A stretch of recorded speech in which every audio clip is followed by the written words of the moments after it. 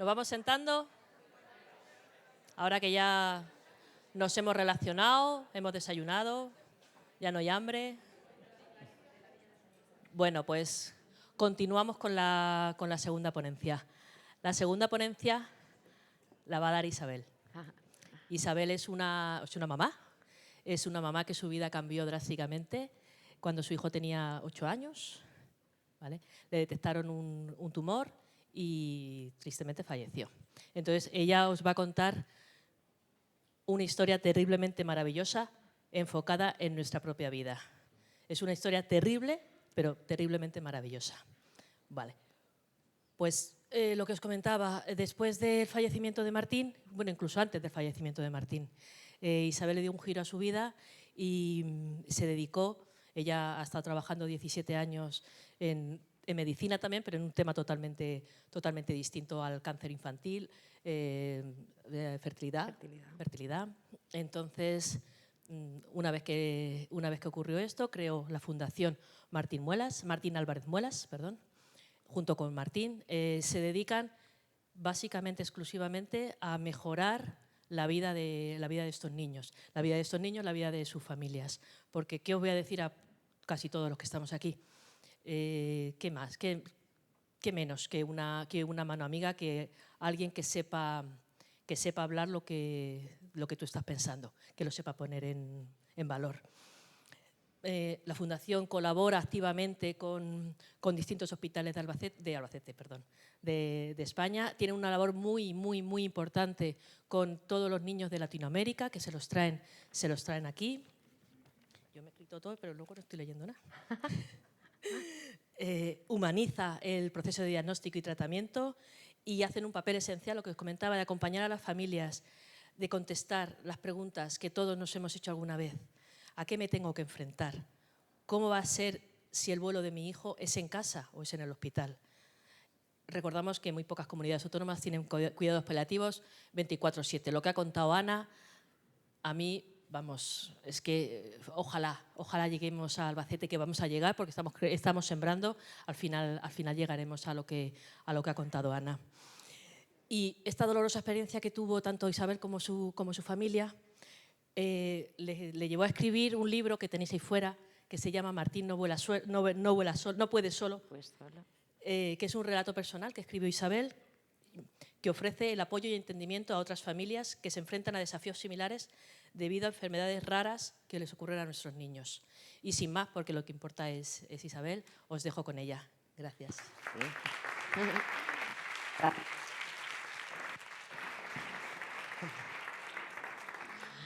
Bueno, buenos días a todos. Gracias por invitarme, gracias a Fanión, que me llamaron hace 2 meses, bueno, más de 2 meses, Isabel, fue un montón. Oye, ¿te interesa? Sí a todo, sí a todo. Así que, bueno, muchísimas gracias por estar aquí, muchísimas gracias por escuchar lo que os tengo que contar, ¿no? Yo os voy a contar una historia terriblemente maravillosa. Aquí esa frase, esas 2 palabras, ¿no?, que son tan distintas, ¿no?, y que todos los padres que estáis aquí seguro que entendéis. Vale. Ya está ahí Martín. Empezamos. Todo comenzó un 20 de octubre en el box número 8 de urgencias del Hospital Virgen de la Risaca. Martín, mi hijo, de tan solo 7 años, fue diagnosticado de un cáncer llamado DIPG. DIPG son sus siglas en inglés. Un tumor cerebral, su nombre es un glioma difuso en tronco encefálico. Un monstruo del que jamás habíamos oído hablar, un demonio del que no sabíamos nada, un cáncer terrorífico que vino a llevarse lo que más queríamos, vino a llevarse a Martín.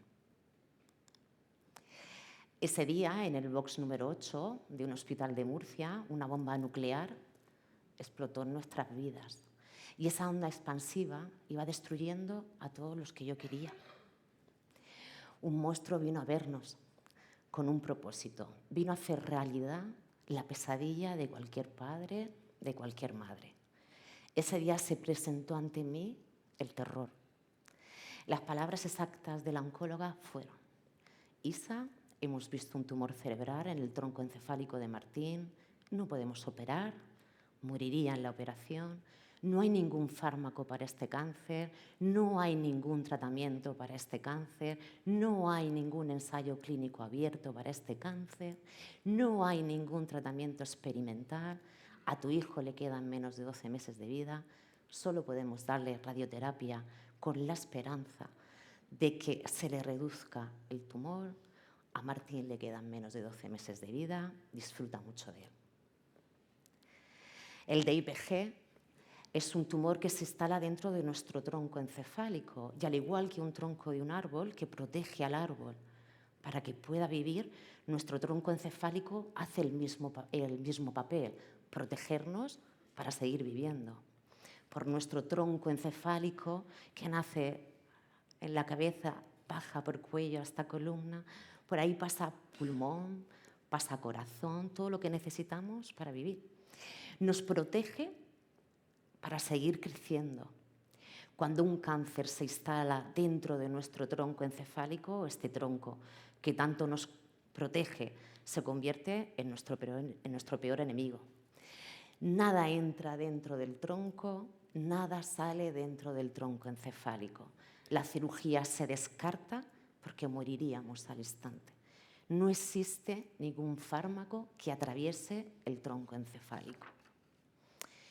Imaginaros tener un tumor, un cáncer, dentro de nuestro tronco encefálico. Entramos al Hospital de Murcia un 20 de octubre y fuimos sus huéspedes durante 45 días, donde mi bebé, el amor de mi vida, que había estado el día anterior en el colegio, en esos 45 días fue operado de una biopsia intracraneal en su pequeño cerebro. Le volvieron a operar para ponerle una válvula en su cerebro que derivaba líquido en su pequeña barriga. Le pusieron un porta junto a su pequeño corazón. Comenzó con quimioterapia de urgencia y suplicamos que comenzara con radioterapia. Me puse de rodillas delante de la jefa del servicio de radioterapia de Murcia, una señora bajita, rubia, siempre con un moño, y literalmente me puse de rodillas y le supliqué que comenzara lo antes posible, que Martín no podía esperar su turno, no podía esperar el turno para recibir esa radioterapia. Entramos un jueves 20 de octubre y salimos un viernes, tras 45 días después, con un niño completamente enfermo, un niño que estaba perdiendo su vida, tras una batalla cruel y despiadada contra un monstruo llamado DIPG. En esos 45 días este monstruo desplegó sus alas y se apoderó de Martín de una forma tan cruel, tan real, tan despiadada, tan inmoral, con una desfachatez que ofendía. Durante 45 días saboreamos lo que es el terror, el miedo, y yo personalmente supe lo que es estar muerta en vida. Comenzamos a aprender nuestra nueva forma de vivir. Nos dieron el alta tras 45 días, un viernes, con la cita dada para el siguiente lunes, para la foto, como le explicábamos a Martín, que eran sus sesiones de radioterapia. Martín, mañana tienes una foto. Con la quimioterapia en la nevera, con un montón de fármacos, con los teléfonos del equipo de paliativos en el frigorífico, con instrucciones para el dolor, con una válvula en la cabeza, con un porta, con un futuro incierto y sin ninguna esperanza. Nos esperaba una batalla cruel, una batalla para intentar salvar la vida de mi hijo, la vida de Martín. Llegamos a casa asustados, pero con una fuerza que todavía no sabíamos ni que teníamos. Teníamos que aprender junto a Martín nuestra nueva forma de vivir. Martín entró andando al hospital y salió en una silla de ruedas tras una biopsia en su cerebro que lo perdió todo. Su marcha, su vista, su oído, solo le funcionaba el brazo derecho y el ojo derecho.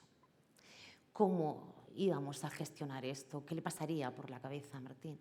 ¿Cómo haríamos siquiera para poder bañarlo si no mantenía su tronco? No se podía mantener sentado, no le podíamos mojar el porta. ¿Qué íbamos a hacer tras acabar la radioterapia? ¿A qué podíamos agarrarnos tras terminar el único tratamiento que nos ofrecía el hospital? ¿Cómo íbamos a decírselo a sus abuelos? ¿Cómo íbamos a decírselos a mis sobrinos pequeños? Miles de preguntas que se irían resolviendo por sí solas. Mi hermana mayor, Carmen, que la tenemos junto a mi madre en la foto, tomó la decisión de crear recuerdos. Al principio esa frase me molestó, crear recuerdos. ¿Cómo iba a hacer yo eso si estaba muerta en vida? ¿Qué recuerdos íbamos a generar? Pero bueno, es mi hermana mayor y sus 11 meses nada más mayor que yo, pero sus opiniones siempre las tengo en cuenta, así que la dejamos que comenzara, ¿no?, con esa creación de recuerdos. Decidimos hacer de todos los días un día especial para Martín. En 1 mes y medio nos cambió la vida a todos. Mi hijo mayor, que tiene 33 años, dice que su vida cambió en una llamada de 15 segundos de su tía Carmen, diciéndole: vente al hospital, que han visto algo a Martín y no tiene buena pinta. Su vida cambió en 15 segundos de una llamada telefónica. Martín fue diagnosticado un 20 de octubre y diciembre lo teníamos encima. Llegó el 3 de diciembre, su cumpleaños. Acabamos de terminar las sesiones de radioterapia y mi hermana pequeña Inma me dijo: Isa, hay que celebrarlo. A mí me daba muchísimo miedo, ¿no? Martín estaba inmunodeprimido, estaba todavía con quimioterapia, la radio recién acabada. Yo le dije a mi hermana Inma: me da miedo los niños, ¿y si se constipa? Me daba miedo que mi hijo Martín se constipara. La contestación de mi hermana pequeña fue muy clara: Isa, Martín cumple 8 años, es un niño y hay que celebrarlo. Así que se encargó de organizar todo. Comenzó una de nuestras primeras ruedas, que luego entenderéis, ¿no?, esa rueda. Una de nuestras primeras ruedas, que fue la rueda de las mamás del cole. Rueda que jamás ha dejado de rodar hasta el día de hoy. Llegó el 3 de diciembre, mi hermana Inma junto a las mamás del cole organizaron su cumple. Vinieron todos a casa, como veis en la foto, dándole una sorpresa increíble a Martín. Vino toda su clase a casa y como son niños y tenemos tanto que aprender de ellos, jugaron, rieron y se lo pasaron genial. Corrieron tirando de la silla de Martín, de sus sillas de ruedas, como si no pasara nada, como si el cáncer no existiera, como si una silla de ruedas no importara para correr, como si la enfermedad se apartara durante unas horas para dejar brotar la felicidad de la inocencia, de la niñez. Martín fue un niño normal, jugando con sus amigos el día de su 8º cumpleaños. Quiero que escuchéis esto es el vídeo. Estos niños son los compañeros de clase de Martín.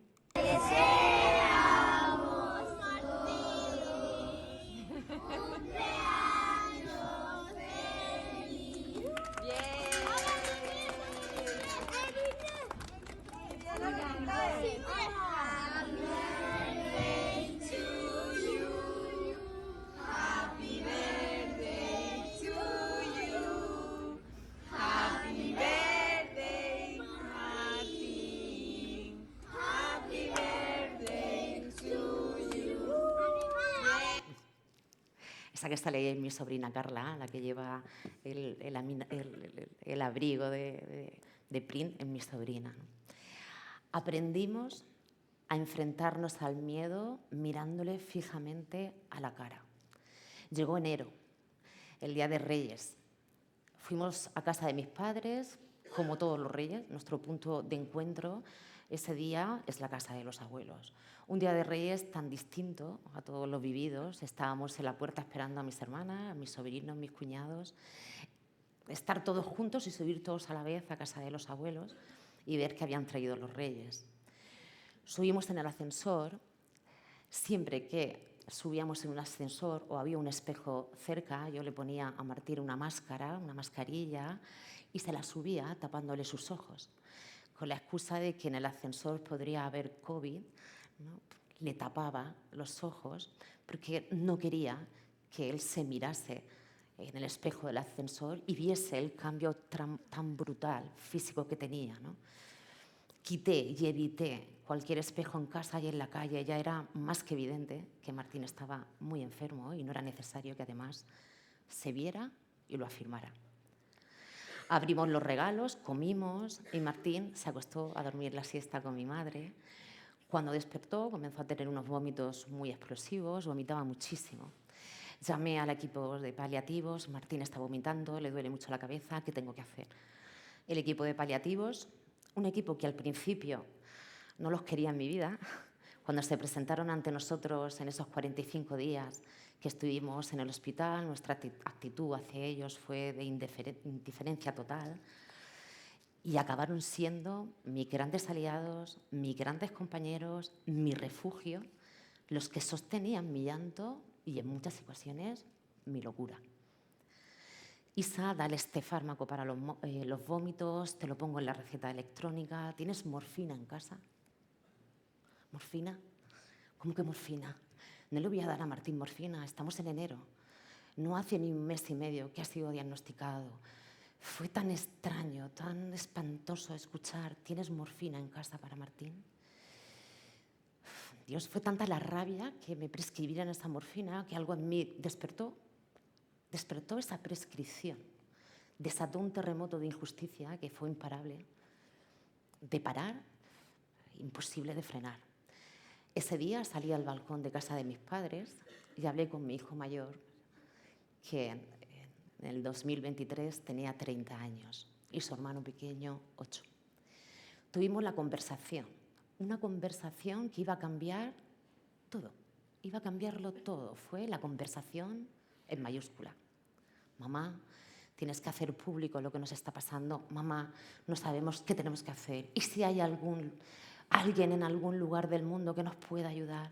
Necesitamos ayuda, necesitamos que se sepa, necesitamos decir que Martín no puede solo. ¿Y si existe en algún punto del mundo alguien que tenga algo para Martín? Tenemos que intentarlo, mamá. Martín se está muriendo. Mamá, despierta, despierta, por favor. Y sin querer, en ese balcón de casa de mis padres, el día de Reyes, despertamos. Comenzó nuestra lucha, comenzó nuestra esperanza. Algo se estaba fraguando, algo maravilloso en ese momento que no sabíamos ni lo que era. Decidimos decirle a toda la familia lo que nos estaba pasando.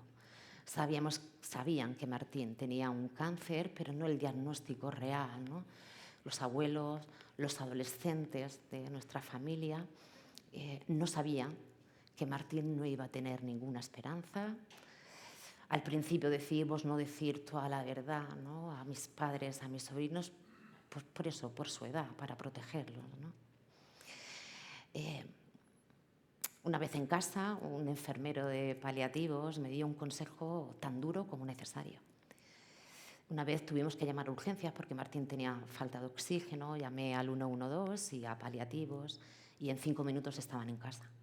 Un grupo de 10 profesionales que se pusieron alrededor de Martín, todos a una. Esa imagen se repite en mi mente y me produce orgullo, ¿no? En ese momento, cuando Martín estaba rodeado de esas 10 personas, yo sentí que Martín estaba en buenas manos, yo sentí que mi hijo Martín estaba a salvo. Desde ese día se introdujo en casa las botellas de oxígeno, las gafitas, como decía Martín. Mamá, ponme las gafitas que así me relajo. Un equipo de paliativos comenzó a hablar y estaba mi hijo mediano Álvaro delante y yo le hice un gesto para que viniesen fuera del salón y le dije, perdona, pero Álvaro no sabe, ¿no?, la gravedad de Martín. Álvaro en aquel momento tenía 25 años. Y este médico de paliativos, un chico joven, rubio, con grandes ojos azules, me dijo, ¿no crees que es injusto que Álvaro no tenga las mismas oportunidades que tú para estar con Martín y disfrutar de él todo el tiempo que le quede? Pues qué razón tenía, ¿no? Así que al día siguiente de Reyes, cuando decidimos que íbamos a hacerlo público, mis hermanas, mi hijo mayor, se encargaron de contar la realidad que estábamos viviendo a toda la familia. El 7 de enero comenzamos a gritar a aquellos que nos quisieran escuchar que mi hijo Martín se estaba muriendo en el sofá de mi casa y no podíamos hacer nada para salvarlo.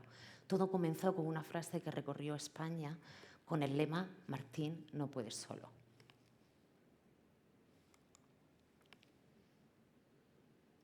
Mi familia se unió de tal forma ante una causa común, buscar un tratamiento para Martín, buscar qué más podíamos hacer, buscar una alternativa. Sin haberlo planeado, sin repartir roles, con una naturalidad espantosa, una naturalidad ofensiva, como si estuviese escrito, ¿no? Parecía que todo estaba escrito y simplemente estábamos siguiendo ese guión. Una ola vino a llevarse a Martín y todos nos cogimos de la mano para acompañarlo allá donde la ola rompiese. Cada uno de nosotros comenzó a luchar por Martín, porque Martín no podía solo, necesitaba un tratamiento, necesitaba un arma real con la que combatir su cáncer. Comenzamos a buscar la esperanza. Así comenzó nuestra batalla, nuestro grito, se puede hacer algo más. Dentro de la frase disfruta mucho de tu hijo, se podían hacer muchas más cosas. Dimos a conocer la historia de Martín desde las redes sociales con la esperanza de que alguien nos llamara en cualquier parte del mundo para decirnos, oye, veniros, que aquí hay algo más que hacer, oye, que tengo un tratamiento, oye, que en este hospital hay algo más que hacer que no solo esperar. Comenzó una nueva rueda, la rueda de la generosidad, del amor incondicional, del apoyo, del no estáis solos, de que Martín iba a poder. La rueda de la unión de miles de personas que sin conocer a Martín querían salvarlo. Si Martín se hubiera podido salvar por el amor incondicional recibido, hoy esta lectura sería otra completamente distinta. Sentí la gratitud de miles de personas que no conocía. Para mí, la gratitud es la madre de todos los sentimientos. Comenzamos a sentir la generosidad de miles de personas, comenzamos a sentir esa gratitud, ayuda, amor, mucho amor, coraje, fuerza y apoyo. Aprendí que solo el amor derrota el horror. Comenzamos un 6 de enero a gritar con una movilización de miles de personas que se unían a nuestro grito. Un 4 de febrero, no hacía ni un mes después de ese Día de Reyes, mi familia conseguía algo inimaginable, realizar un evento en Murcia llamado Martín no puede solo. En menos de un mes organizaron con ese grito que más de 10.000 personas vinieran y alzaran la voz porque Martín no podía solo. Y con su presencia, la presencia de tantas personas que gritaron a todos los que les quisieran escuchar, que todos estaban con Martín, mi familia consiguió una gran proeza, algo nunca visto en Murcia, en menos de un mes. Todas las personas de Murcia, comercios, empresarios, familias, todos apoyaron a Martín, todos se unieron y dieron lugar a realizar un evento nunca antes hecho en Murcia. La fuerza que aparece en las batallas internas más increíbles. Esa fuerza que sientes y ejecutas sin pensar en ti, pensando en los demás, esa fuerza que une a las personas y que somos capaces de realizar milagros uniendo todas nuestras manos, la fuerza de la unión, ¿no? La unión hace la fuerza. Comenzamos a alzar la voz, a realizar eventos, a divulgar esta enfermedad, a unir miles de manos, unir solidaridad.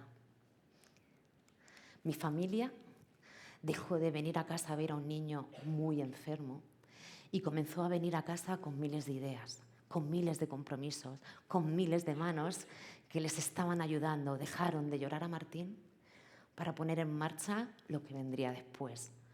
Algo que para mí fue fundamental.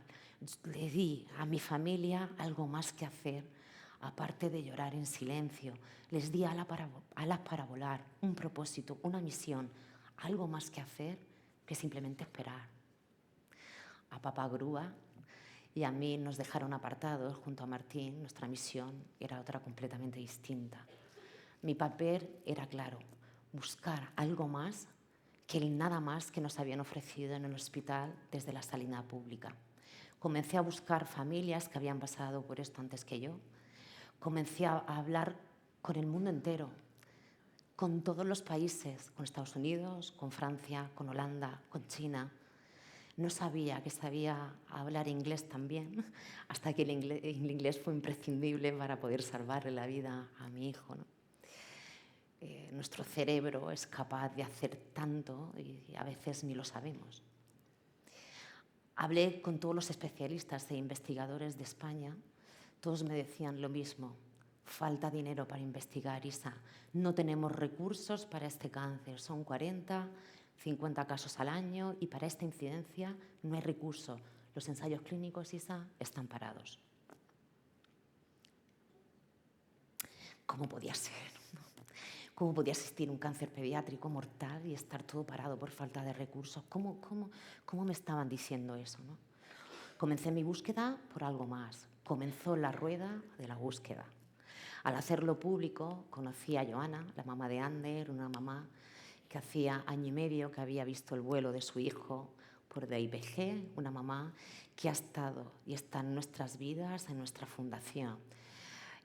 La mamá que más sabe de DIPG, mucho más que muchos oncólogos con los que yo hablo, una mamá con una historia inspiradora. Ella me habló de un fármaco experimental que se estaba dando en París, en un hospital llamado Rose, un fármaco para el cáncer de pulmón, pero que estaba dando resultados para el DIPG, que parecía que atravesaba este fármaco el tronco encefálico. Un oncólogo de este hospital francés, del Rose, había perdido a su hija por DIPG y se atrevía con todo, con absolutamente todo. Llamé a Francia, al hospital, me dijeron muy claramente que este fármaco no era la cura, pero que en algunos niños aumentaba la esperanza de vida en 6 meses. Algunos reirradiando, y con este fármaco inclusive habían logrado superar el año y medio de vida. Hablé con la doctora Ofelia Cruz, una oncóloga del Hospital Sant Jaume de Déu, especialista en DIPG. Me habló de este fármaco, me habló de LONG 201. Hablé con el Hospital Sant Jude de Estados Unidos, a los niños diagnosticados de DIPG le estaban dando un 201 con Avastin y CBD. No era un tratamiento curativo, no existe todavía la cura para el DIPG, pero que había en la bibliografía clínica, ¿no? Estaban viendo que como mínimo en 4,6 meses, ¿no? Alargaba la vida a estos niños. Comencé mi lucha contra la sanidad pública, comencé a fraguar un ensayo clínico en el salón de mi casa. Ese lunes fui a la oncóloga pediátrica de Murcia, con la oncóloga de Martín, y hablé con ella. Tienes que meter a Martín en el ensayo clínico del Hospital Rose de París. Tienen un fármaco llamado 201. Isa, no sé de qué me estás hablando. Eso que me dices no existe. En Estados Unidos lo están utilizando, en el Niño Jesús de Madrid también, en Sant Jaume de Déu también. Lo dan por uso compasivo. No sé qué me quieres decir, no sé de qué me estás hablando. Ante la falta de conocimientos, ante el DIPG del hospital de Murcia y la negativa de todo, decidí actuar por mi cuenta. Joana, la mamá de Ander, me habló de un médico alemán que podía prescribir esta medicación con un coste de 10.800 euros y teníamos para 2 meses. Así que hicimos una videollamada, una consulta desde Murcia, Alemania, ¿no? Y decidimos comprarlo. Cuando nos llegó el fármaco a casa, llamé a la doctora Ofelia Cruz del Hospital Sant Jaume de Déu, esta oncóloga que me había dado su número personal, una oncóloga con una humanidad que le salía del alma, una doctora que sin ver a Martín lo trató desde la primera llamada de auxilio que yo tuve hacia ella hasta la última. Ofelia, tengo el fármaco en casa, tengo el LON 201. ¿Cómo he de dárselo a Martín? Está muy mal, no puede tragar, no puede respirar. Mi hijo estaba realmente muriéndose. Me indicó, Isa, son 2 pastillas a la semana por el peso de Martín y en ayunas antes de dormir. Ofelia, la oncóloga de Martín, no sabe que tengo el fármaco en casa y me dijo, no te preocupes, yo me encargo de eso, yo la llamo.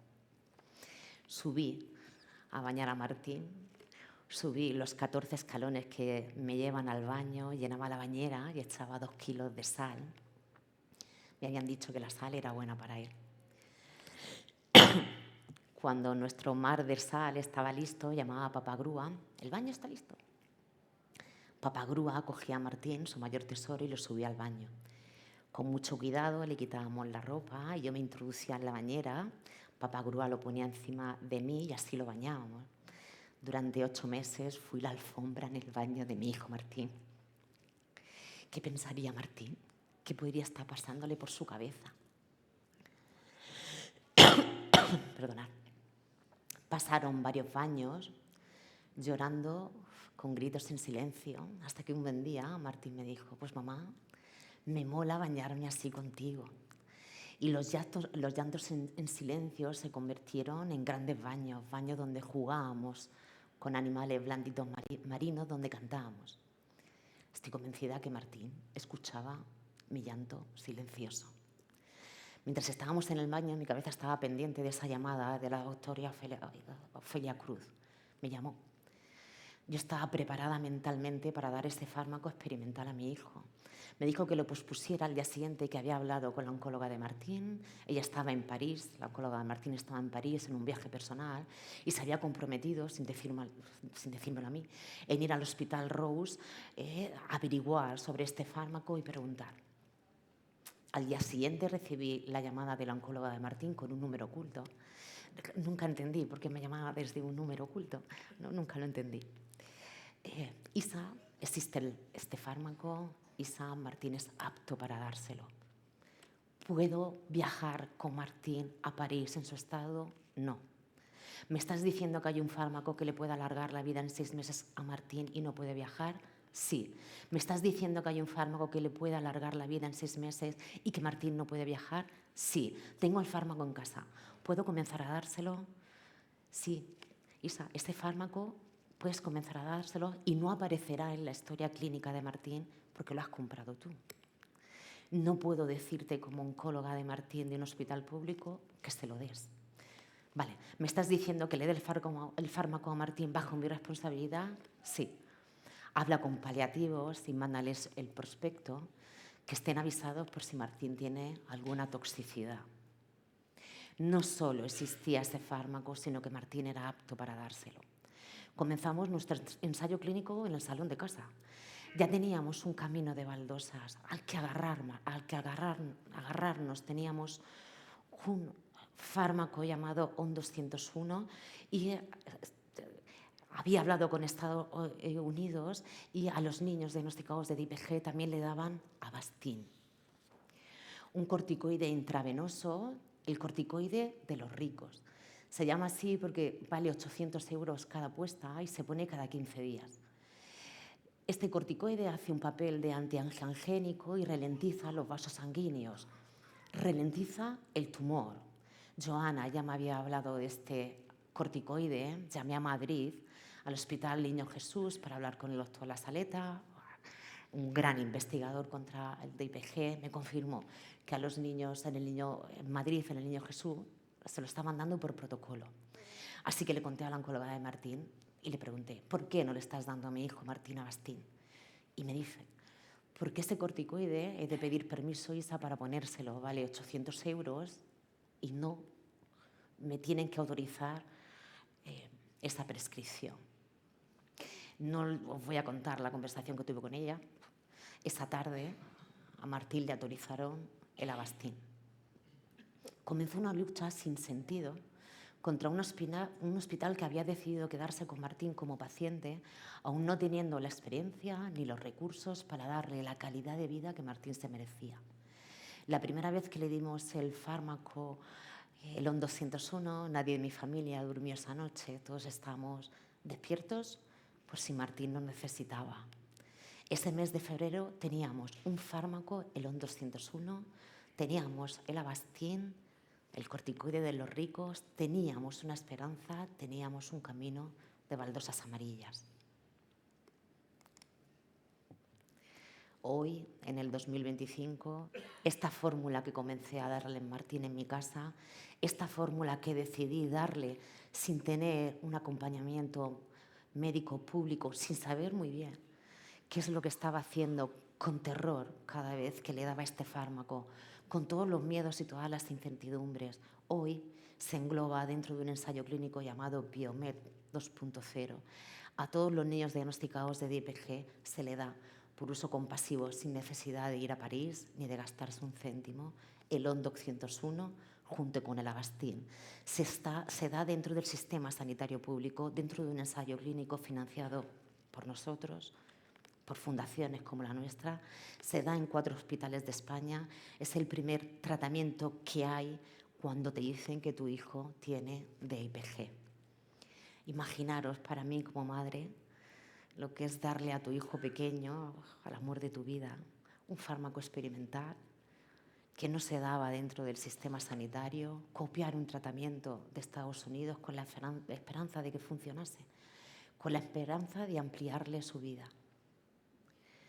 Ese 4 de febrero, tras realizar un día por Martín, pudimos donar al Hospital Sant Jaume de Déu 45.000 euros de los primeros de muchos más para activar un ensayo clínico de células CAR-T contra este monstruo, contra el DIPG. Ese es mi padre, mi hijo mayor y yo, con ese cheque, ¿no?, de esos 45.000 euros del hospital. Las personas somos capaces de realizar milagros, milagros como este. La unión de las personas, el convencimiento de querer salvar la vida de tu hijo, que no haría una madre por su hijo.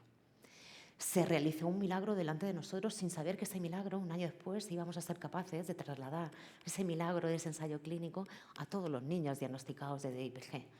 Desde ese 4 de febrero, desde ese un día por Martín, fuimos capaces de gritar al mundo entero que existía un cáncer llamado DIPG, que todos los niños diagnosticados necesitaban ayuda, una ayuda en la investigación, una ayuda a los investigadores, una ayuda para poder salvar vidas. Ese 4 de febrero logramos donar 45.000 euros al Hospital Sant Jaume de Déu para activar un ensayo clínico con células CAR-T para DIPG. Este ensayo clínico verá la luz el primer trimestre del 2026.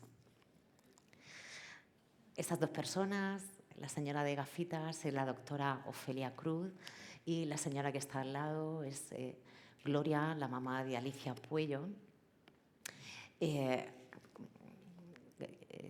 que perdió a su hija hace 17 años por DIPG y no ha dejado de luchar en buscar financiación para tratar este cáncer. Son 2 grandes personas, 2 grandes mujeres que estuvieron conmigo, acompañándome en todo mi proceso, a cualquier hora, en cualquier día.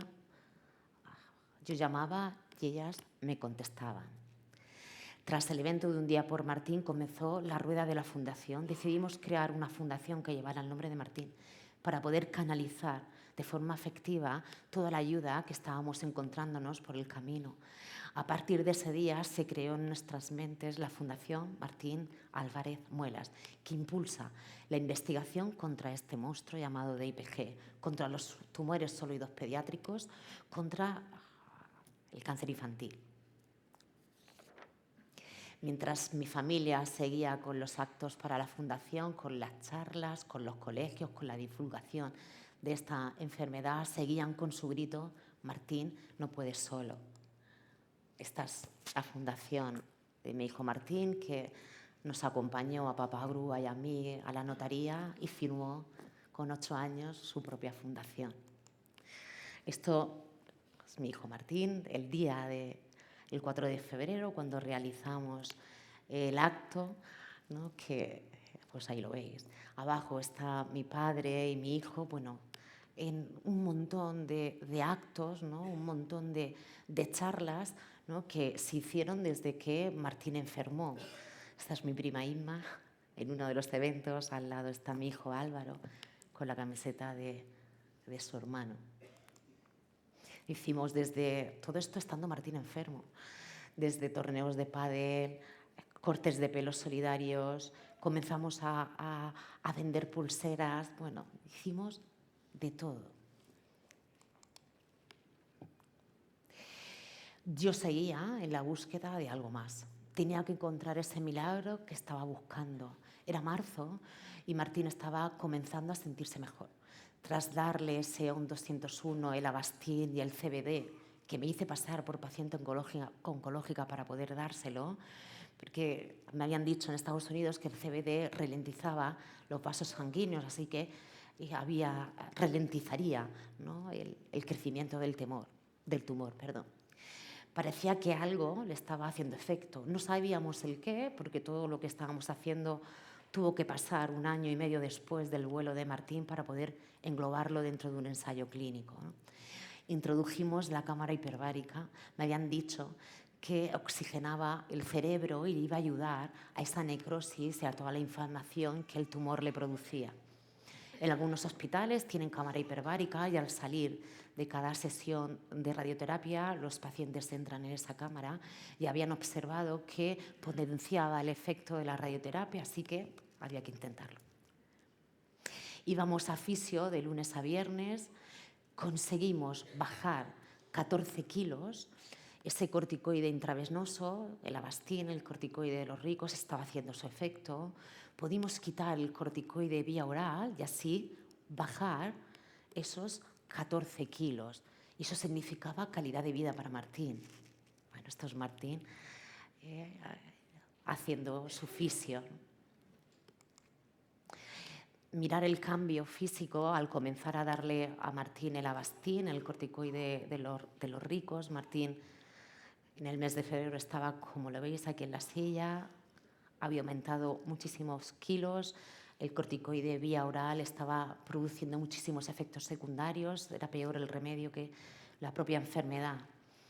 Y al comenzar a introducirle el Avastin conseguimos bajar esos 14 kilos, que significaba darle calidad de vida a un cuerpo de 8 años que estaba realmente muy mal, ¿no? Teníamos unas consignas a la hora de dormir. Como él no podía moverse, porque solo le funcionaba un ojo y un brazo, y tenía todos esos kilos de más y todo ese efecto Cushing que el corticoide bioral estaba produciendo, teníamos unas consignas que él no podía casi ni hablar y me decía: Gi es gírame, A es dame agua, Ta es tápame, Des es destápame. Teníamos un camino de baldosas amarillas al que apoyarnos, teníamos una esperanza, teníamos algo más, aparte de esperar. Pasamos el mes de abril y mayo haciéndole feliz, haciendo que todos sus días fueran el mejor día de su vida.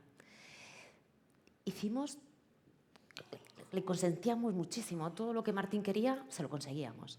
Martín, un fanático de los animales, un amante de los animales, quería conocer a Fran de la jungla y dicho y hecho, mi hijo mayor, Rafa, se puso a ello.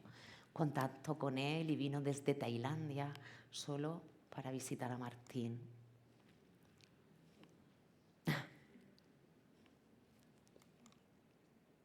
Se cambia y viene. ¿Qué te parece? No te lo creías tú que venía Fran, ¿eh? Colega. Hombre, mañana no. Con una chinchilla. Ya, la chinchilla la verás cuando vayas a mi casa. Yo es que chinchillas aquí no tengo. En mi casa, tú vienes a mi casa, allá hay chinchillas, allá hay nutrias, allá hay de todo. Patos, ciervos. Ciervos. Capibaras. Hay chinchillas, claro que hay chinchillas. Mira ahí. Viven por los árboles.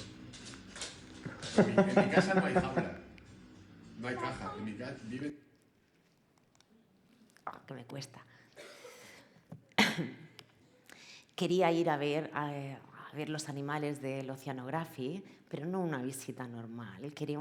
Martín quería una visita organizada por la Fundación Pequeño Deseo, una fundación que se dedica a hacer realidad los deseos de todos los niños diagnosticados de cáncer, una gran labor. Imprescindibles para muchos niños, para muchas familias, hacer realidad los sueños de estos niños. Una visita desde dentro, desde las entrañas del parque, donde ponía prohibido entrar, allí que entrábamos con Martín. Martín se hubiera quedado a vivir en el Oceanography.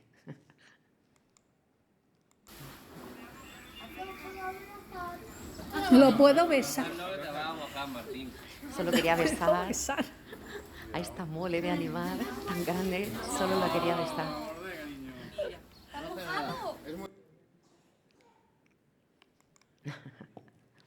Habíamos conseguido que todo el mundo supiera que había un niño en Murcia de 8 años muy enfermo. Habíamos conseguido hacer feliz a Martín. Habíamos conseguido establecer un tratamiento que hoy en día es el protocolo contra el DIPG. Habíamos conseguido donar para activar la investigación del DIPG. Una familia de Murcia, sin saber en el octubre anterior qué estaba pasando, se unió de tal manera que iban consiguiendo pues, todo eso, con el arma más poderosa que existe. Porque solo el amor, de verdad, que solo el amor derrota al horror. Nos dejamos abrigar por el estado físico de Martín. Estaba bien. Había conseguido salir de ese estado del mes de febrero, de ese terror, así que comenzamos a pasárnoslo lo mejor posible. Dejé de llorarle a mi hijo antes de tiempo. Dejé de hacerle el duelo antes de tiempo y comencé a disfrutar de él todo lo posible. Íbamos a cumpleaños, fuimos a Granada, a la Fundación Guapo, nos organizó un viaje deportivo, de amistad, de juegos, de niños, de aventuras. Lo que mi hermana mayor me dijo en noviembre anterior, lo estábamos haciendo. Creamos recuerdo, creamos todos los recuerdos que pudimos. Eso, claro, dale cariño. Se quería llevar el pato a casa. Me costó una pelea con Papá Grúa. Pasamos abril, mayo, entre visitas, risas, recuerdos, alegría. Mientras tanto, mi familia seguía con los actos para la fundación, con las charlas pues, como esta, con todo lo que se habían propuesto hacer. Una fundación para que este monstruo, que viene a llevarse a nuestros hijos, para luchar contra el DIPG. A final de mayo, Martín volvió a encontrarse muy mal. La luna de miel que se estaba acabando, el DIPG volvió a desplegar sus alas, vino a acabar lo que había comenzado y yo volví a activarme en mi búsqueda de lo imposible. Sabía que Martín iba a volar, que Martín no tenía nada efectivo para él. Así que comencé a buscar ensayos clínicos que habían en DPG en fase 1, porque estaban parados con la esperanza de poder abrirlos y que Martín tuviese una oportunidad para entrar en alguno de ellos. Contacté con Marta Alonso, una gran investigadora que había abierto el último ensayo clínico contra este cáncer en 2021. Un ensayo clínico en el que habían entrado 11 niños y una niña sigue viva el día de hoy. Hablé con ella el día 5 de junio del 2023. Hola Marta, soy Isabel. Tengo un niño, Martín, de 8 años. Ella me interrumpió. Isa, sé quién eres y sé quién es Martín. Estoy en Estados Unidos y cuando vuelva te llamo y hablamos. Quedamos en la segunda semana de junio para hablar. La primera semana de junio el estado físico de Martín se precipitó muchísimo. Volvimos a esa casilla de inicio. Volvieron los atragantamientos, la falta de oxígeno, volvió el miedo y volvió el terror. Pedí al hospital de Murcia que le adelantaran la resonancia que tenía prevista para la mitad de junio y efectivamente asegurar que el tumor de Martín estaba en progresión. Volvimos al estado de alarma, su oncóloga nos ofreció dar a Martín radioterapia otra vez, iba a buscar cualquier otro tipo de ensayo para cualquier otro tipo de tumor que no fuese ese, ¿no? A buscar algo a la desesperada.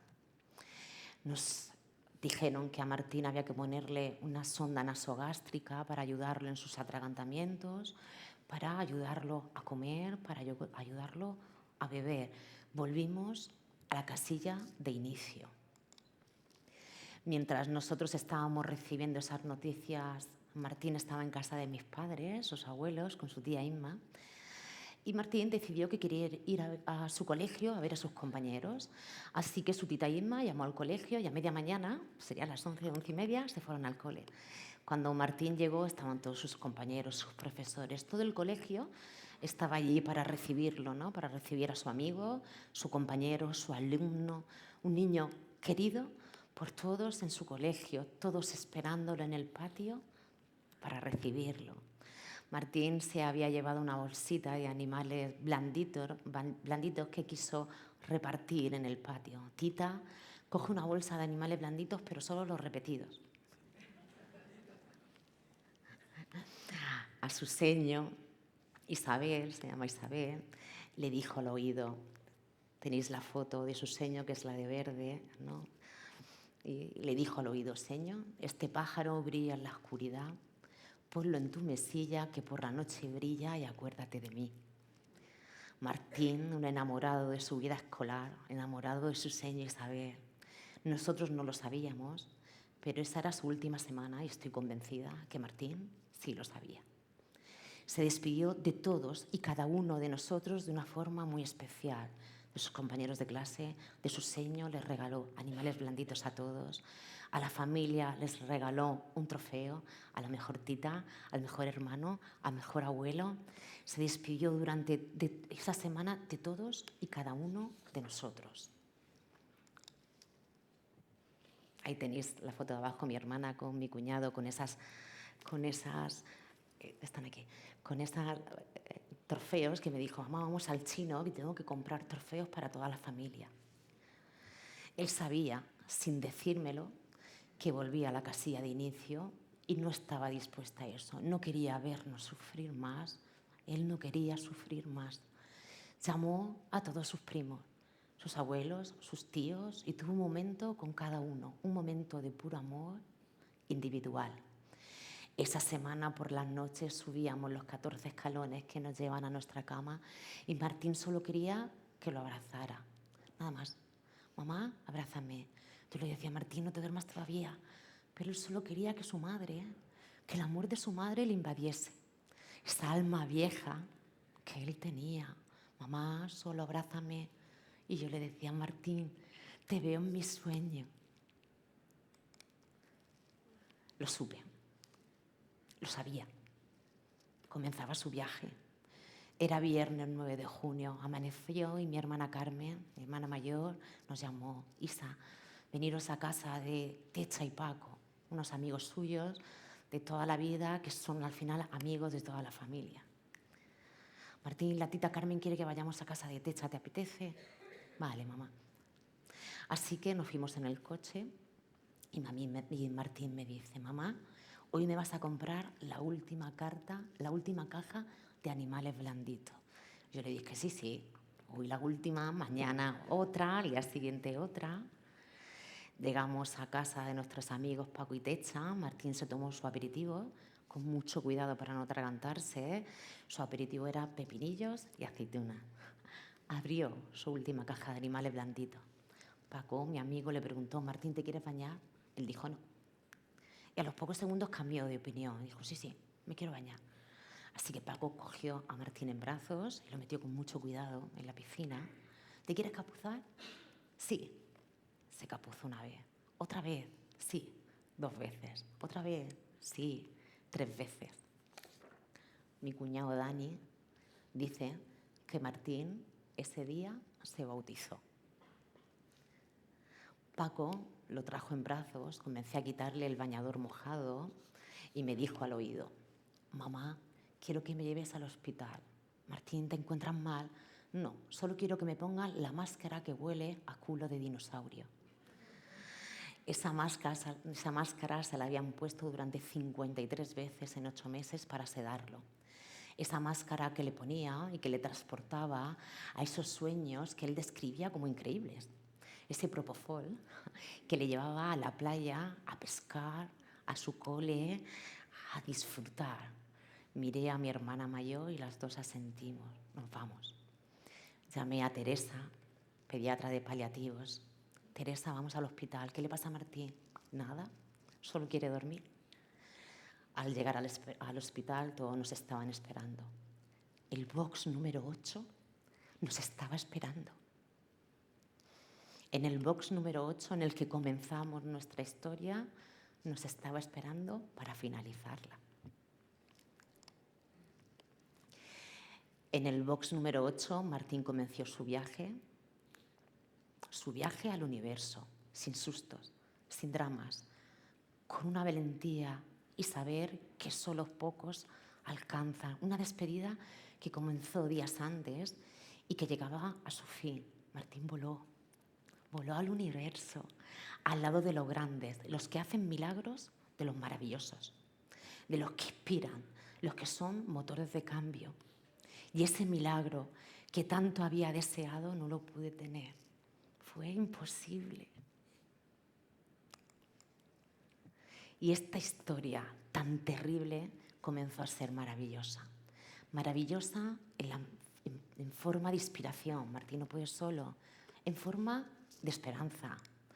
Maravillosa por todo lo que os voy a contar.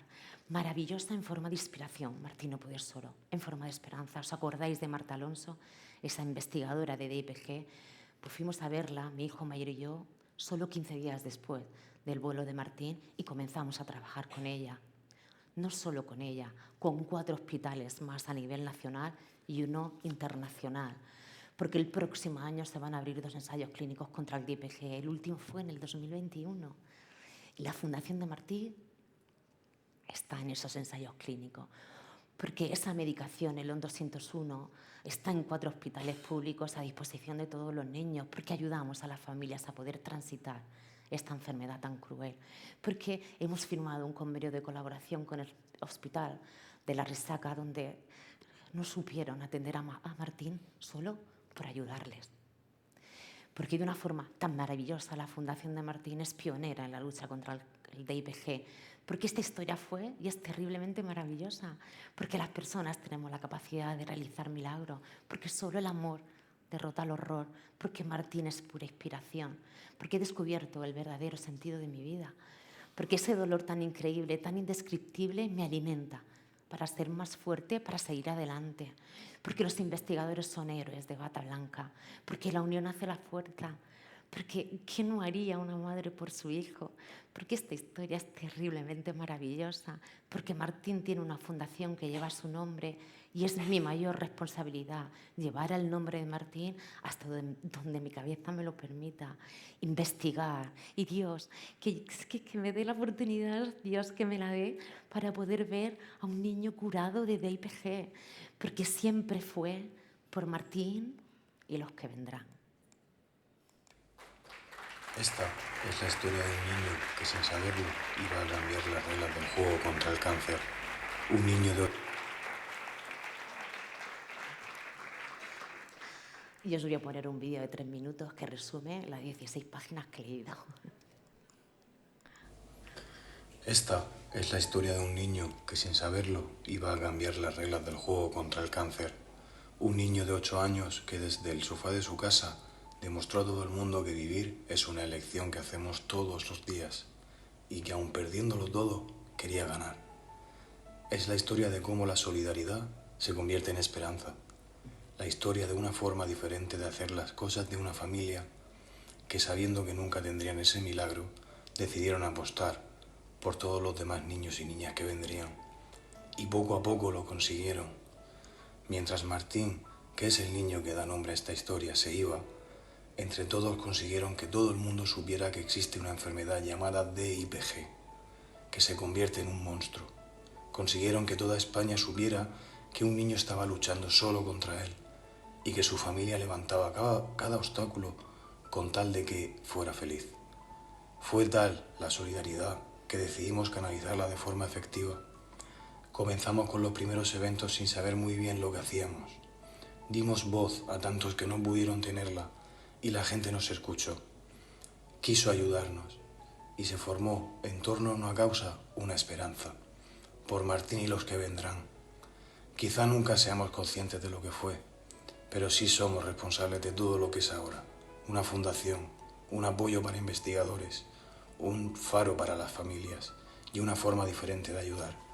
Porque cuando te dicen que no hay nada que hacer, es que aún queda muchísimo por hacer. La Fundación de Martín nace por la necesidad de empezar una lucha, una reivindicación para todos los padres, madres, hermanos, abuelos, tíos, primos y amigos que han perdido sin poder hacer nada. Y sin querer aquí estamos, dejándonos la piel por esta utopía, por quien confía en nosotros y por quien alguna vez quiso ayudar y no supo. Queremos dar esperanza a quien no la tiene. Queremos ciencia, queremos investigación. Y nos da igual el terreno de juego, ya sea un recinto de ferias, un teatro o un plató. Porque ahí donde otros no hacen nada, nosotros luchamos. Porque creemos que algún día será posible. Pero necesitamos ayuda. porque Martín no puede solo.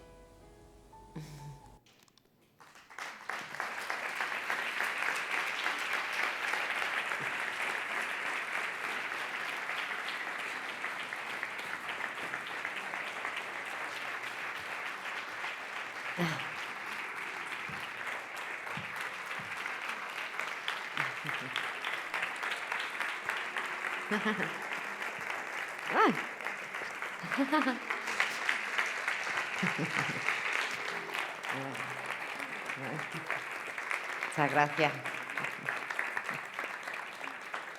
Sois vosotros los que me inspiráis a mí, que me da a veces vergüenza, ¿sabes? Sois vosotros. Bueno, creo que nos has dejado a todos. Vamos, es una lucha de esta familia, no por Martín, por los Martínez. O sea, es increíble. Entonces, si alguien puede hablar, porque es que no... Juan. Bueno, lo primero, darte las gracias por tu generosidad. A ti. La tuya y la de tu familia, por la inmensidad de Martín, ¿vale? Y de todos los Martínez que nos marcan el camino, ¿no? Y que gracias a esas historias de vida podemos entre todos construir. Con lo cual, nada, mi más inmensa gratitud por haber venido esta mañana a compartir con nosotros vuestras experiencias. Muchísimas gracias. La gratitud es mía. Gracias. Yo, bueno, estoy emocionada de haberte oído y contigo he revivido también alguna historia cercana. Claro. Carmen y Pedro, yo no, vamos, vuestro camino y la manera de tratar a Pedri es muy parecida a como tú lo has hecho con Martín, o sea que, bueno, tenemos muchas experiencias de gente especial, tan especial como tú. Sí. Y a mí lo que más me ha vibrado es que tú has hecho un camino muy difícil, abriendo puertas sola, un poco a espaldas de los que debieron estar ahí. Y cómo esa viabilidad que podía haber terminado en rencor ha acabado en un amor que puede con eso y que solo piensa en cómo ayudar a los demás. Eso es un nivel muy elevado de transformación personal. Bueno, cuando Martín cogió sus alas espléndidas, maravillosas, sus alas tempranas. Cuando Martín cogió sus alas, ¿no? Teníamos dos caminos a seguir. Uno, denunciar, ¿no?, que los últimos 8 meses de vida de mi hijo fueran de esta forma tan espantosa, ¿no? O seguir con el ejemplo que él nos había dado desde que nació, ¿no? Y sus últimos 8 meses todavía más, ¿no? Y seguir con su ejemplo, que es ayudar. No tenía mucho sentido que cogiese el primer camino, ¿no? Teniendo el segundo, y tomamos la decisión de coger el segundo con todas las consecuencias. Pero es más difícil coger el que tú has cogido, sí, que lo sepas. Bueno, pero eso te honra. Bueno. Y Martín va a abrir muchas puertas. Sí, eso. Y tú vas a cambiar muchas mentalidades, que en el mundo de la medicina no es tan fácil. Bueno, enhorabuena. Gracias. Sí. ¿Alguien quiere...? Para mí lo más importante a nivel fundacional, ¿no?, que seamos partícipes de, imaginaros, los niños a nivel nacional e internacional que llevamos con DIPG. Al día de hoy, esos ensayos clínicos se van a abrir en el 2026, están sin abrir. Todas las familias que llevamos están en la misma situación, sabiendo que cada día es un día menos para sus hijos, ¿no? El ser partícipes, el poder con nuestras aportaciones, ¿no?, como fundación, el ser partícipes de poder impulsar otra vez que esos ensayos clínicos se abran, el dar esperanza a todas las familias que llevamos que están esperando, eso es increíble. Eso es un milagro hecho por personas. Y Ana, perdona el camino más fácil no es el primero. Puede ser el camino más fácil al principio, pero luego a la larga no te puedes quedar en el rencor, en el por qué yo, qué hicieron, qué no hicieron por mi hija, por mi hijo. Al final, el camino no más fácil, pero más bonito, más sanador para ti, siempre es el camino segundo. Siempre es el segundo camino. Y os recuerdo a todos que Martín no puede solo, y como Martín no puede solo, esta pedazo mujer junto con ese pedazo de hombre y junto con estos dos seres de luz, tienen una fundación y necesitan la ayuda de todos. Fuera hay unos libros y unas cositas para ayudarle a Martín y a los Martínez que hay y que seguirán viniendo, ¿vale? Os lo digo, os lo recuerdo. Bueno, y ya a comer. Nos vamos a comer, entonces.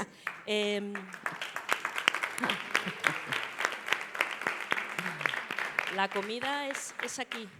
La comida es aquí, ahora nos abrirán. La comida no es todavía. Ay, bueno, es que tenía que haber escrito 10 páginas más. Bueno, pues no pasa nada, nos echamos aquí un hablado y ya está, podemos aprovechar para comprar el libro. Juan. O que se anime la gente a hablar un poquito ahí, claro. por ejemplo. Claro. Voy para allá.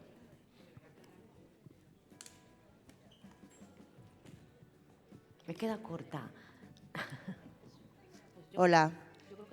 Bueno, yo conocí a Isabel, era seguidora de ella y de su hijo Rafa desde hace mucho tiempo.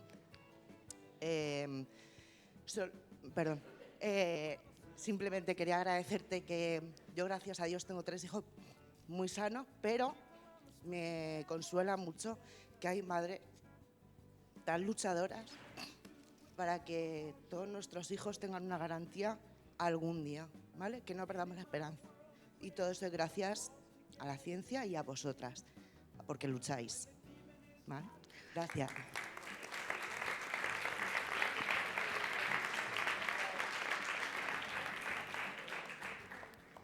Venga, las familias de Albacete a hablar. Yo voy a seguir luchando hasta que mi cabeza me lo permita y voy a seguir haciéndole el máximo daño posible por todos los niveles, a nivel clínico, a nivel político, a nivel institucional, todo el daño que yo pueda hacerle al monstruo que me robó a mi hijo.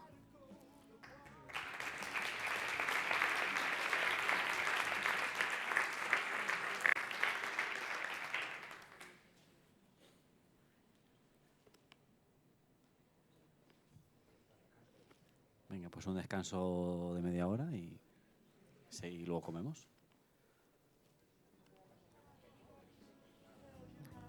Bueno, como psicólogos, agradecerte la exposición. Nosotros siempre les pedimos a las familias que hagan estas cosas porque creemos que son sanadoras. Yo estoy completamente emocionado de escuchar tu historia y profundamente agradecido del coraje que hay que tener para compartirlo. Y nada, pues que me encantaría conocerte, la verdad.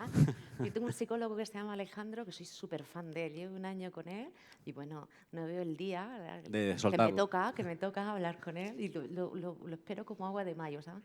Además, me recibe siempre con una sonrisa, que ya solo esa sonrisa me abre su consulta y digo, ¡ay!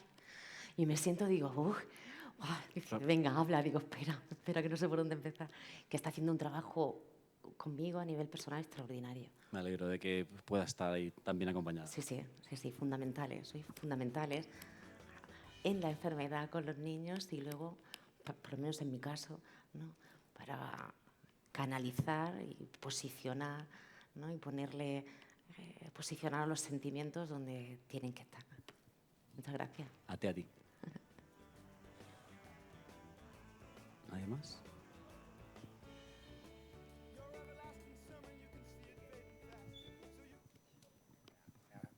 A mí me gusta cuando has hablado antes, es que tenemos también al equipo de cuidados paliativos aquí de Albacete y el rechazo que las familias al principio, cuando te dicen que tu hijo o tu hija tienen que entrar en cuidados paliativos.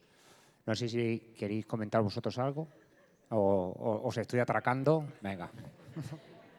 Bueno, buenos días. Es un buen atraco esto, pero sí. Yo quería aprovechar, por si podías, ya que tenemos tiempo, de que puedas compartir cómo fue pues, vuestra experiencia, ¿no?, con el equipo de paliativos desde un inicio, porque has comentado algo, pero bueno, creo que es muy interesante que puedas pues, explicar un poco cómo fue todo el acompañamiento, ¿no?, hasta el final. Nosotros, cuando a Martín lo diagnosticaron un 20 de octubre, a mitad de noviembre ya teníamos el equipo de paliativos asignado, ¿no? Martín estuvo desde el diagnóstico de la enfermedad entre grave y muy grave, con lo cual el equipo de paliativos fue a los 15 días, 20 días de ser diagnosticado. Llevábamos esos días en el hospital e imagínate, ¿no?, todas las noticias que estábamos recibiendo en esos 20 días que eran brutales, brutales. El último equipo al que nos presentaron fue paliativos y fue un rechazo absoluto y total. Se presentaron, en Murcia tenemos paliativos 24/7, que tenemos muchísima suerte con eso, muchísima suerte. Estábamos, pues eso, éramos huéspedes del hospital pues 25 o 30 días y Martín ya estaba muy mal.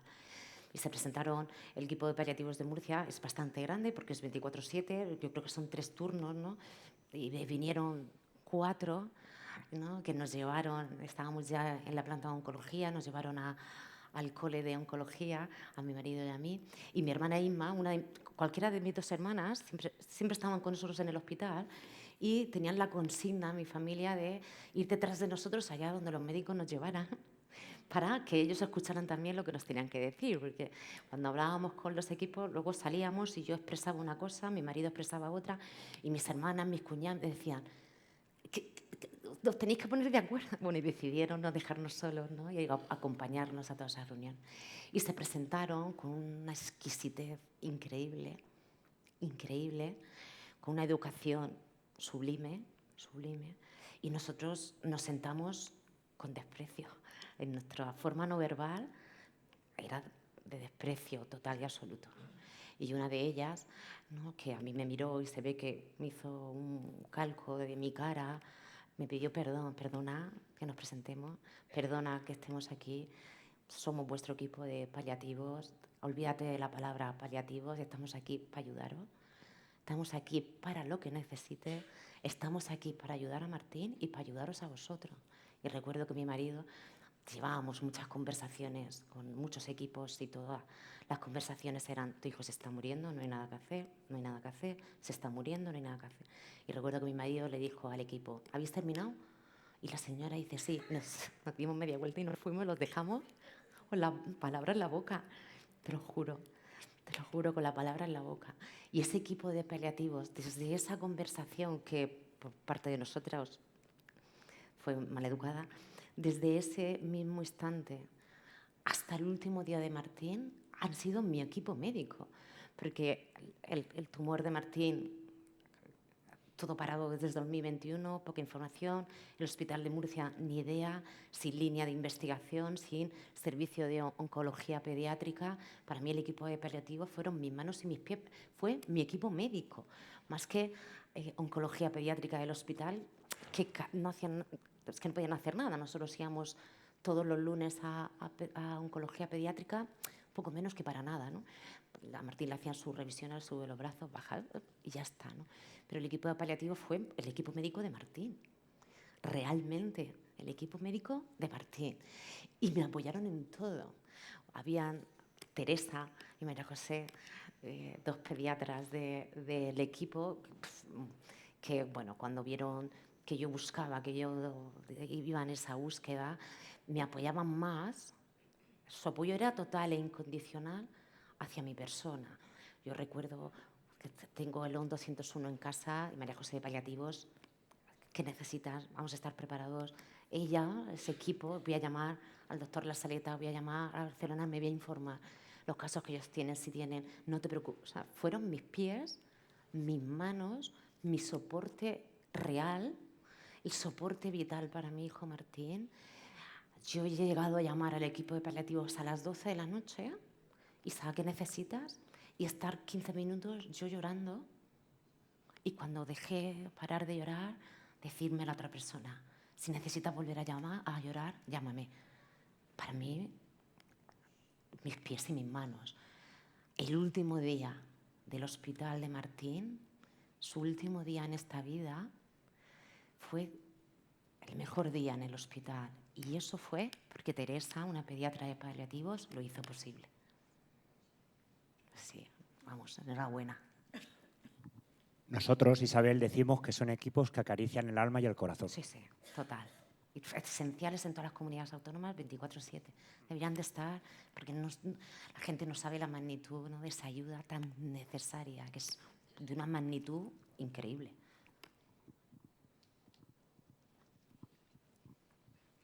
Bueno, yo sumarme al agradecimiento. Es tan importante que las familias tengáis voz y que os demos voz, ¿no? Desde la organización de una jornada, desde las instituciones. Necesitamos escucharos. Yo recuerdo mucho un artículo que hicieron en el que participó Matilde Pérez, que luego con el paso del tiempo fue compañera, y ella hablaba de su hija, que había fallecido y estuvo también en paliativos. Fue la primera familia de la unidad de paliativos pediátricos de Sant Pau, y ella decía: hasta el último momento, hasta el último aliento, todo lo que hay es vida. Claro. Entonces, muchas veces se asocia los paliativos con muerte, pero nosotros no vemos la muerte, nosotros vemos la vida, y lo que intentamos es ensanchar la vida, ¿no? Independientemente de que sea más larga o más corta, pero que esa vida sea una vida que se viva de una manera significativa, ¿no? Porque importan todas las vidas, ¿no? Entonces, este testimonio de Matilde hace muchos años, cuando yo todavía no estaba de manera específica, trabajaba aquí en Afanion en cáncer infantil, pero no de manera específica en paliativos, me llegó mucho. Y bueno, ahora Matilde es una gran activista por los paliativos pediátricos a nivel nacional, y hay muchas familias que están haciendo posible muchas cosas y que están empujando. De hecho, Matilde, junto con otra mamá, han impulsado la primera ley de cuidados paliativos pediátricos que se está tramitando ahora en el Parlamento catalán, y no lo están haciendo políticos, no lo están haciendo profesionales. El impulso de las familias es súper importante. Entonces, gracias por todo esto que hacéis, tanto vosotros como el resto de familias. Es que si estudias la bibliografía médica de cualquier enfermedad, siempre hay un punto de inflexión. Y ese punto de inflexión es una persona de una familia. Y ese punto de inflexión de esa persona, de ese niño, de esa niña, de esa mujer, de ese hombre, es el que hace el cambio en esa enfermedad de mil maneras distintas, de mil formas distintas, ¿no? El martes en Murcia fue aprobada una propuesta no de ley de la Fundación de Martín, donde exigimos las derivaciones a los CESUR, a los centros de referencia en tumores sólidos pediátricos. Todos los niños con un tumor cerebral tienen derecho a que sean vistos por los mejores y los mejores hospitales, que solamente hay 5 en España. Tienen su derecho y tiene que ser así. Y una vez que son derivados a ese hospital y son diagnosticados, volver a su hospital de referencia, pero marcados por las instrucciones de esos CESUR, de esos especialistas de esos hospitales. Y eso fue aprobado el martes por unanimidad, que a los políticos no se les había ocurrido. Es decir, algo tan de sentido común no se les había ocurrido. Y con respecto a los paliativos, Teresa hizo que en mi memoria, 2 años después del vuelo de Martín, mis pensamientos vayan a ese último día, y ese último día yo lo acoja, ¿no?, con amor, con cariño, intentando con esa pena tan enorme, ¿no?, pero que esa pena no conlleve ese sufrimiento. Yo creo que el sufrimiento es algo que se contagia cuando vemos a una persona sufrir, empatizamos directamente, ¿no? Pero el dolor, ¿no?, lo llevamos es que hablamos a lo largo del día con un montón de personas que están batallando una batalla interna, no tenemos ni idea, ¿no?, están dolidas. Y Teresa hizo que ese último día de Martín, a nosotros, esa imagen, lo que ella hizo, porque le hizo un paripé a Martín. Martín llegó diciendo: quiero la máscara de culo de dinosaurio, quiero que me pongas la máscara de culo de dinosaurio, quiero que me bajes a la habitación, porque donde le hacían las resonancias era una habitación, o es una habitación decorada con animales blanditos, animales marinos, perdón. Quiero que me bajes a la habitación de los animales marinos. Y dice Teresa: tú quieres la máscara vamos ahora mismo. Se fue y cuando volvió vino con un celador y bajaron a Martín en la camilla y todos con él, con la familia. Lo metieron en la sala de radioterapia, que serían las 9 de la noche, ¿no? Y Teresa le iba poniendo oxígeno, no propofol, oxígeno. Mira, Martín, ya estamos donde tú quieres. Me decía al oído Teresa, vamos a hacer un paripé, que es lo que él quiere y se lo vamos a hacer. Le concedió su último deseo.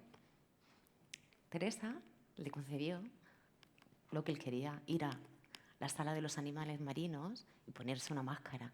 Que cuando Teresa le ponía la máscara le decía a Martín, esta no es la que yo quiero. Esta no es. Y en esa habitación de resonancia decorada con animales blanditos, todo cogido alrededor de su cama, me cogió la mano y me dijo sus últimas palabras. Mamá, que sepáis que soy un fanático de los animales. Ya no volvió a hablar. No lo volvimos a escuchar. Teresa hizo que sus últimas palabras fueran a su sentido de su vida. Mi hijo era un amante de los animales, un fanático y además que se sabía el nombre en latín del animal, en inglés, en español y sus características. Nadie se lo había enseñado.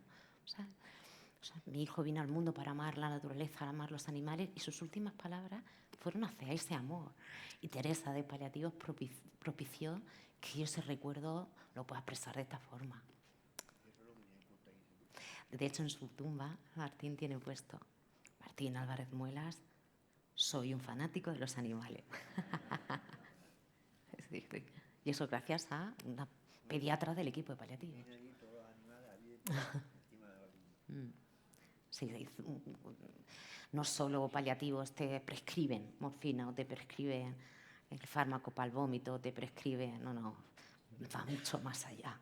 El sostener a una familia, pues como es nuestro caso, cualquiera de los casos de los que estéis aquí sentados, eso no está pagado, no está pagado. En Murcia hubo una madre, hace 18 años no existía el equipo de paliativos en el hospital, no existía. No existía los domicilios, o sea, existía el que iba a domicilio, pero no existía como tal. Y una madre que estaba perdiendo a su hijo por leucemia en el hospital decidió coger a su hijo y que su hijo volase en su casa.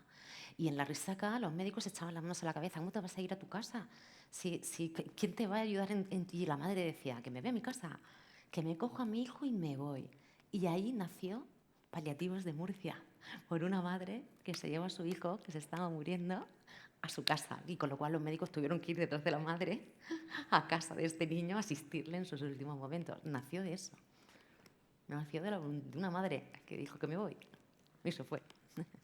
A ver, por aquí.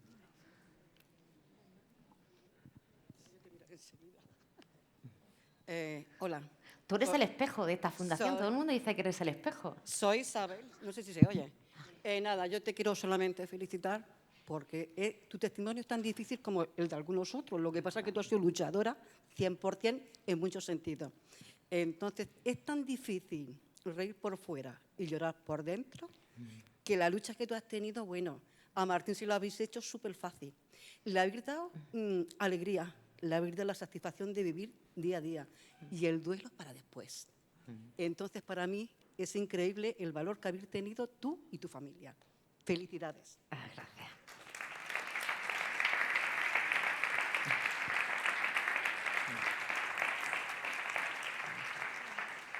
No lo dejábamos pensar. Yo cuando veía, Martín solo habló de la muerte en 2 ocasiones. Al principio de la enfermedad y 3 días antes de volar. Y ahí manifestó, ¿no? Habló de la muerte. La primera vez que habló de la muerte en noviembre a mí me impactó, ¿no? Porque él se puso a llorar, estaba en la cama y se puso a llorar. Mamá, no quiero que me entierres, no quiero que me entierres bajo tierra. Y yo le decía, Martín, ¿cómo dices eso? Tienes 7 años y eso no va a pasar. No quiero que me entierres, no sé por qué pienso eso, pero lo pienso, ¿no? Abrázame a que se me vaya esa imagen. Para mí fue tan traumático saber que mi hijo en su mente sabía su destino, ¿no? por lo que fuese, ¿no? Que fue tan traumático que yo me adelantaba a todo. Yo no le dejaba a Martín pensar. Yo, antes de que él pensara, yo ya le estaba metiendo en su mente una ilusión, un cuento, una historia, un divertimento, un cambio. Yo no me daba miedo que él me preguntase. Y antes de que me preguntase yo, por ese miedo, ¿no?, le llenaba la cabeza de pájaros, de imaginación y de ilusión, por miedo a la pregunta. Claro, estoy deseando escuchar al doctor, que me tiene que dar una cita. Lo digo delante de todos, que sean todos testigos. Aprovecho.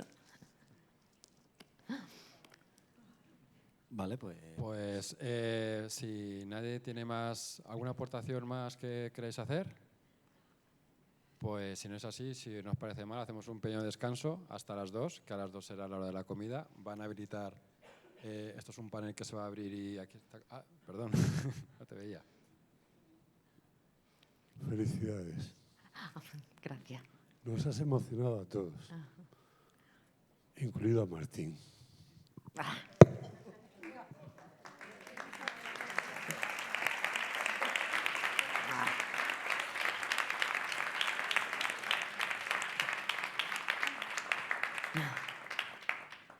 Deseando verlo estoy. Pues lo que os estaba contando, ¿vale? A las 2, que quedan unos 20 minutos, abrirán estos paneles de aquí. Os hemos dado unos tickets a las personas que os vais a quedar a comer, así que teneros para pasar al comedor y nada. Luego la comida es buffet, podéis sentaros donde queráis y bueno, espero que estéis disfrutando de la mañana. Gracias.